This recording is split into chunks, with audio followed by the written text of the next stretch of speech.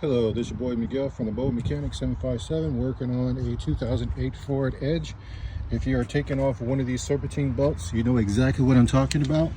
Everything has to be done down here except coming up here to put the tool in. Let's see if I can get it on the light. It's hard to see because of all this stuff, but I got the serpentine belt tool on it. I'm trying to get it to zoom for you.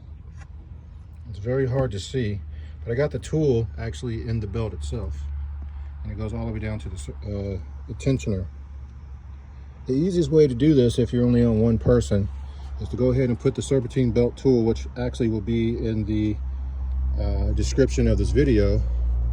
What I did is I pulled it all the way forward, then I zip tied it. Once I zip tied it, I actually just slipped the belt on extremely easy.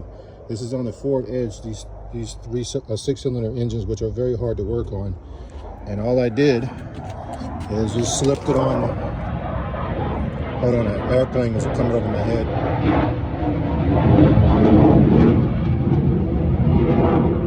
Sorry about that, it's an airplane. But anyway, it just slipped on like there was no tomorrow.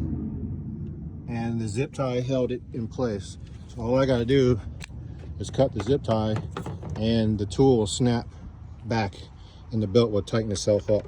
And as you can see, I just zip tied it right here to hold it for me so I can get the belt on very easy. This is just a mechanic tip. If you like these videos, please like, subscribe, and share. And also please leave positive comments. Thank you.